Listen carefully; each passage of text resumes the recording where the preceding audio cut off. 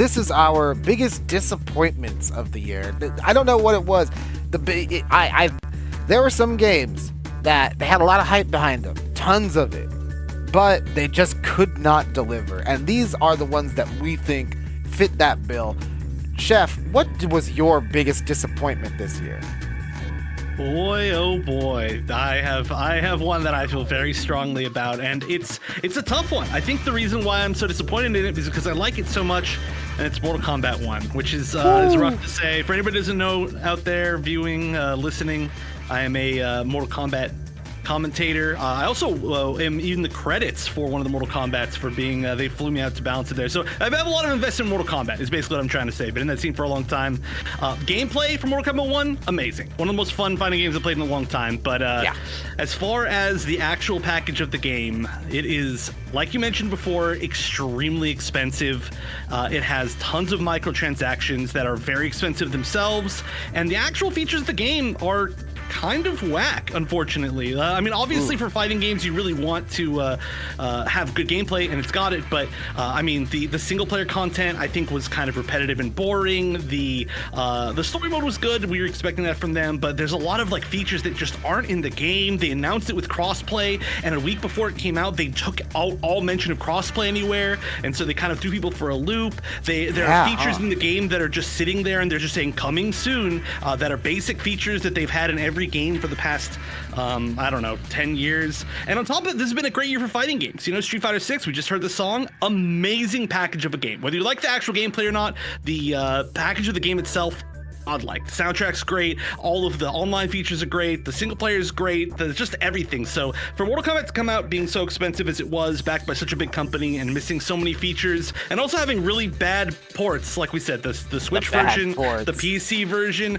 all that together, unfortunately, it pains me, but Mortal Kombat 1 is my disappointment of the year. No one is safe from bad ports and nickel and like you said, ones and fiving you. Like, geez. Yeah. Like inflation. Nothing is safe. You know, and I gotta say, it is really sad to see Mortal Kombat go in such a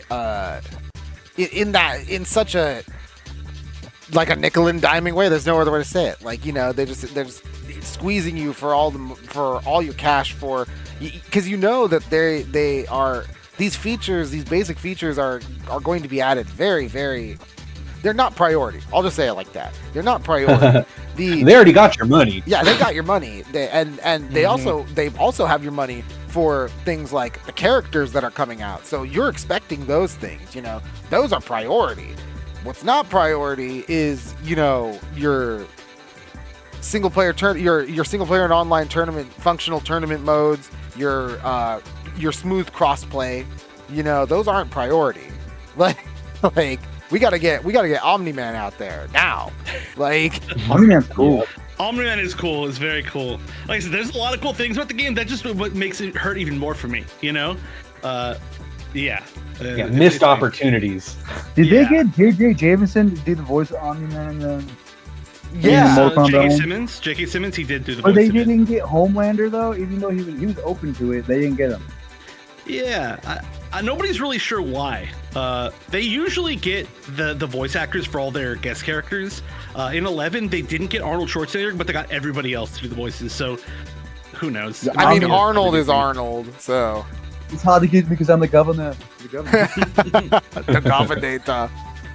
All right, so Mortal Kombat 1, Chef's biggest disappointment of the year, and I could see why. He makes a lot of good points. That's a very good case for the biggest disappointment. Johnny, what is your biggest disappointment this year? This is gonna conflict with what Ben said earlier on. Vic said about best game with friends, but I'm gonna say Diablo 4. Woohoo! Yes. I was hook, line, and sinker for this game. And I put about a good 60 hours into it. What ruined it for me was the community got really toxic. The YouTubers got really toxic. The developers, Blizzard, Activision got beyond toxic to the point where a couple weeks ago, if not, I think last week, they put out a questionnaire asking if it would be okay and if gamers would be open to paying $100 for DLC for Diablo 4 for a game that was already $70. Yeah, it ain't right. And then on top of that, the community just went from beautiful to toxic. People, I mean, I saw one dude blow up on YouTube, and now I actually feel bad for the guy. The guy is playing a game that nobody, I mean, people want to play, they don't want to play it. The people in the you know how it is, bro. If 30% of the people don't like the game, comments are going to be super duper toxic. It just bums me out, man. I had high hopes for the game. I felt bad for the developers. The developers look like they have a gun to their head every time they announce anything about the roadmap. Shit. Yeah, it's just a toxic ass environment for gaming right now, I think. And I even had my moderator on my Twitch channel. Bro, I don't want to watch this game, bro. I'm like, why? He's like, bro, I see people getting into fights on live other streams over this game. And I'm like, this is ridiculous. Whoa. Yeah, people getting into fights over it. Like they're like, I don't want to play this game. Or why are you using your build that way? Why you know what I mean? That kind of just bullshit, dude. You know, and I'm gonna tell you right now, 2023 has showed me the most toxic at all the video game communities, and I think it might be Diablo at the moment. And that's not bashing anybody who likes Diablo. I'm just saying, I expect more from the community, guys. Come on. Yeah, play with your friends, not with internet randos. Yeah, definitely the best game to play with friends. Have a crew. Know, I thought we liked video games, people. You know. It's a game. Why are you so mad? I play games for fun. I play games for fun. Game. This is just a game. You give video game. Money gives you video game. The other way around. All right, well, Diablo 4 taking home awards, but not all of them are great. The biggest disappointment, Johnny's biggest disappointment of the year. You know, we can't win them all on that one. Or you can win them all. They're just not all good. Yeah. Don't win all of them. You don't want to win them all.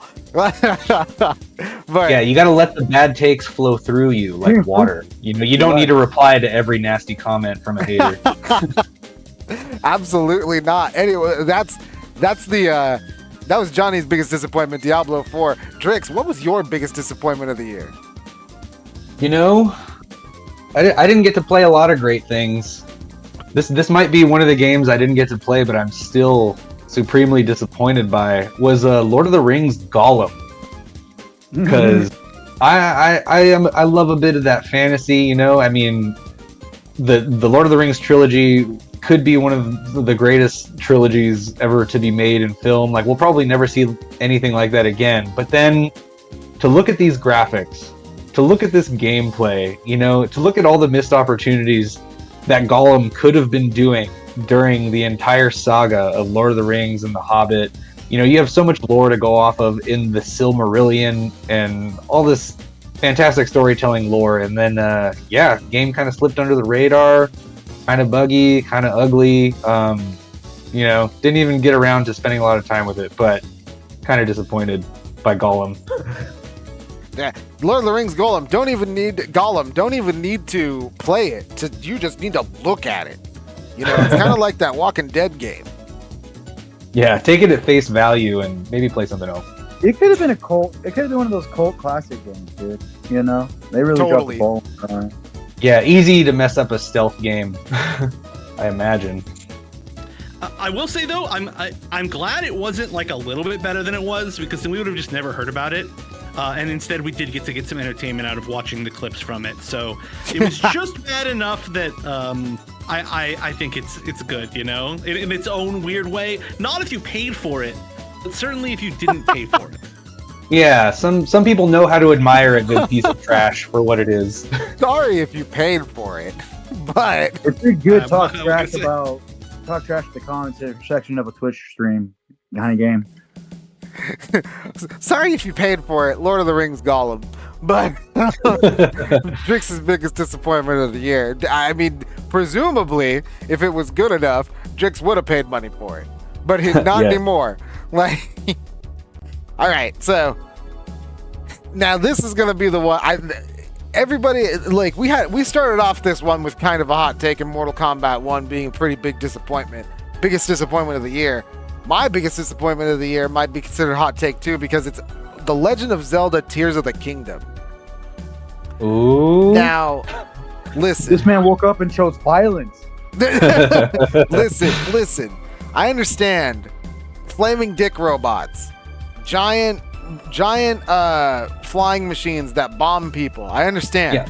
I get Lowriders. Lowriders. I understand. I understand the social media aspect being a standout part of The Legend of Zelda Tears of the Kingdom. But honestly, this game sucks. It's like the worst 3D Zelda game I've ever played. Like, hey, I hope you don't like combat in your Zelda game, because that shit's 10 FPS. Like, and I hope you don't like fighting challenging enemies, because they don't really do anything but take like 20 hits from every sword that you own to die. Like, you know, and I really hope you didn't want a good story or fun dungeons. They're not here. Like, especially the fire temple. Jesus, mother of God. Talk about a poorly designed dungeon. Like, hey, thank God we can swim through walls in this game, or else I would have never completed that fucking dungeon. Like, at least the water temple might have just been floating platforms in the air, but at least I could see where the fuck I was supposed to go. How is that even a water temple? That's crazy. Yeah, it was pretty bad. Hey, don't worry a about waterfall it. temple? It was hey, listen, it was pretty bad. Again, if you're expecting cool, fun dungeons, not in this game. If I were to say, like, if I were to rank the 3D Zelda game dungeons, I don't think any dungeon from Tears of the Kingdom would crack like the top 10. Like, it nowhere near. I actually think some of those divine beasts are better, like, as dungeons than some of the divine beasts. I like some of them. Yeah, I did too, and I didn't like any of the dungeons in Tears of the Kingdom. You know, I you know how I said I could go on like a 2-hour like video essay rant about like how my thoughts about Starfield. I feel like it's the same way for me with Tears of the Kingdom, but honestly, I hate to say it, I agree with you. It's like all bad for me. I loved Breath of the Wild personally for what it was. Same. And I think this was basically, they took the Breath of the Wild engine and like built a weird secondary game on top of it, and it wasn't it. I mean, okay, creating like your stuff was very fun. There was a lot of freedom in the game, which was cool.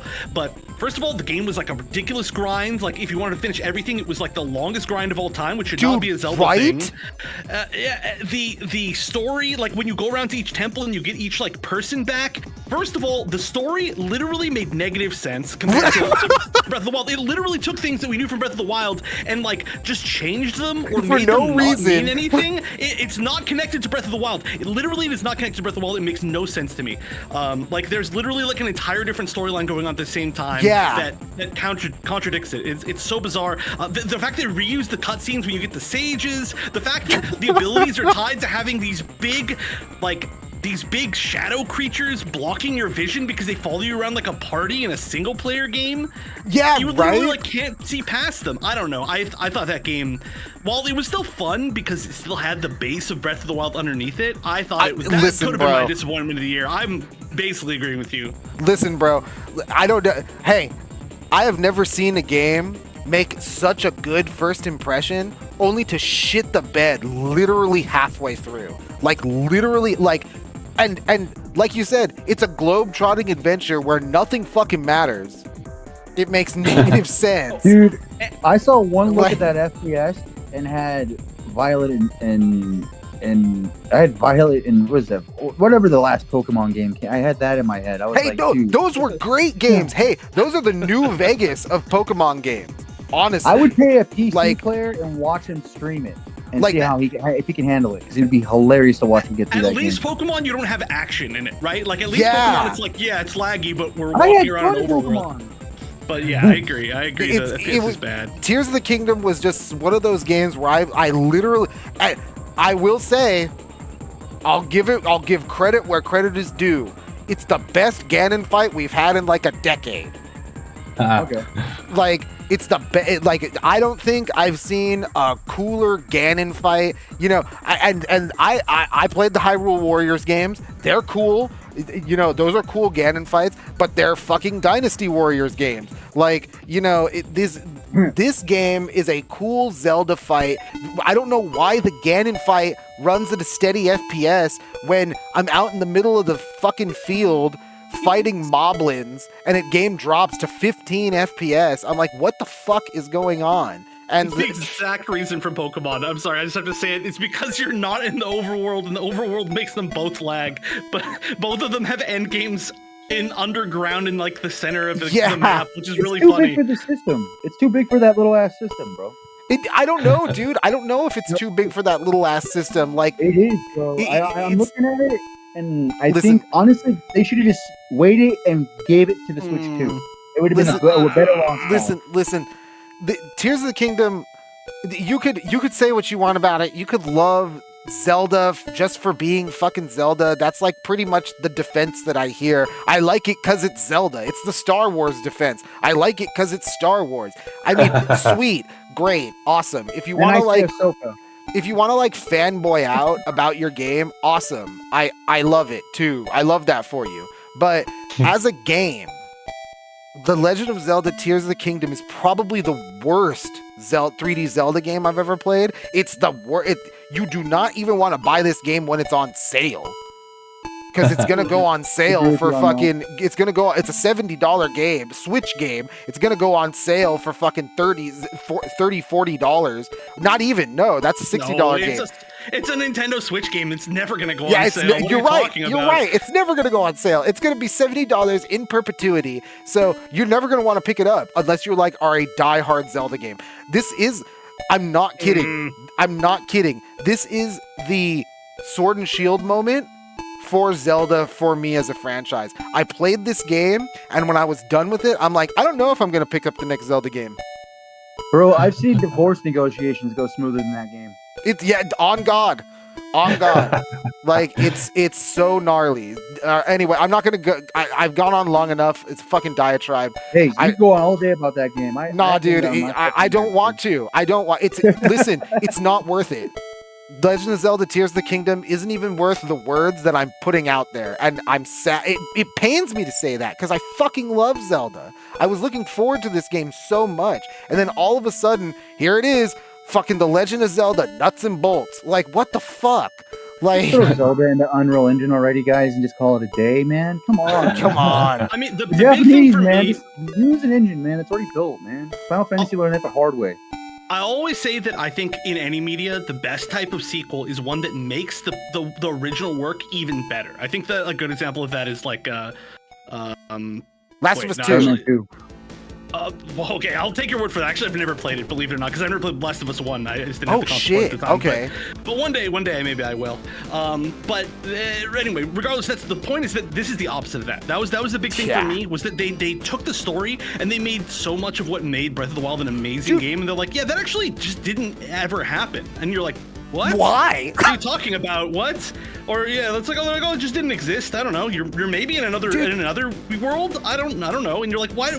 I really love those characters. I wanted this to be a sequel, not a maybe not sequel. No, you didn't. You didn't like those characters. Sorry, dude. Not even. It's fan fiction at that point. I'll double down on it. Chef. Fucking.